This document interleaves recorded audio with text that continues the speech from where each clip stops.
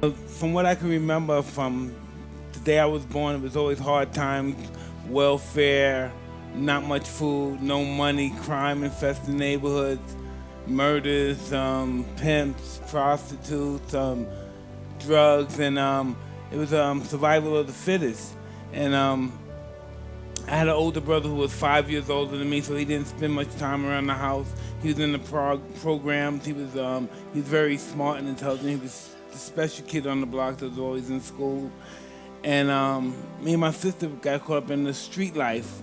So I was bullied a lot as a kid. I used to have pigeons, and one particular time some bully grabbed one of my pigeons and ripped his head off, and that was the first time I ever got into a fight. And I kind of like won. I was young, like 9, but I kind of like won. And so after that, older kids would bring other kids from different neighborhoods around my neighborhood, and they would pay us to fight each other, and that's how I started fighting. I probably had, in my life I probably had 400 fights. How many? 400. Wow. I come from that kind of world where everything was dog eat dog.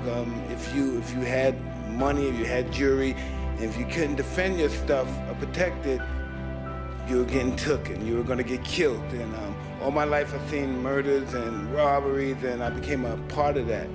And I took the choice to become a part of it because when you think about it, I have a brother who's like one of the top trauma surgeons in the country. I had a sister that was a teacher before she passed. And so I come from a very educated background. I never passed the 9th grade because I was just so entrenched into the street world. I was just really allured to that. That was really what I wanted to be because you saw instant gratification as far as respect was concerned. In the street world, I didn't have much patience, and that's what I wanted. So I started getting involved with crime at a young age. My first arrest, I guess I was 10 years old, my first arrest. Pickpocket, jostling. And so when I went to the institution, I realized I'm in this form, all my friends are here. Everybody that saw me in the streets, pickpocketing other guys from different boroughs, and I got addicted to it even more. So I wasn't afraid to go to jail anymore. And so I became a more advanced criminal, so to speak. I got introduced to a gentleman by the name of Bobby Student. He started teaching me how to box because I thought I was a tough guy. I didn't know anything about being a tough guy, but I thought I was. And so I went there, and it was so ironic. He didn't want me to go because I kept improving. I broke his nose, and he was a professional fighter, and I'm 12 years old. And so I had this miraculous, this was just such an opportunity. I met a gentleman by the name of Customado, an old Italian man. And when I went there, he talked to me. He talked to me for 2 weeks. He just talked to me. I thought he was a pervert because he was saying all these things that I'm beautiful and I can do this. But when I sparred, I was getting shellacked. So I knew there was no way that he would think that I was a good fighter. But he saw something that I still don't see what he saw to this day. I don't know how it worked. And he said that I was gonna be champ. I was gonna do all this stuff. And your inspiration happened at 12 years old. Yeah. Then you meet Cus. Yes. How was Cus treating you? What happened for you to be loyal? What was his way of leading you?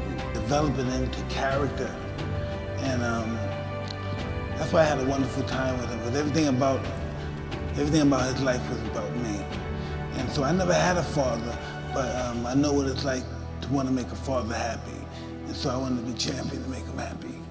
But we have to believe that we're divine and that we learn from our experience, because confidence breeds success, and success breeds confidence.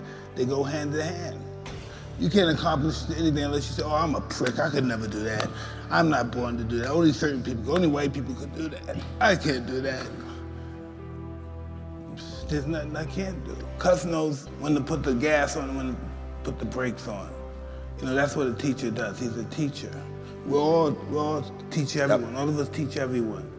We're all teachers and students. This world is one big school, and we're the students of this world. He knows the mind is always hungry. And the mind wants to do good, but we get so many negative thoughts in our mind, it's almost overwhelming to be positive. When you were cocky, he humbled you. When you were down, he built you up. Would you say it was like a timing thing with him?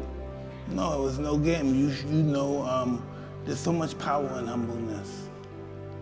You know, when I'm promoting the fight, I say outrageous things and stuff, but I know the power of humbleness now. How did you learn that? I have to lose everything. It means nothing. Once you, listen, if you think a lot of money will make you happy, you never had a lot of money before.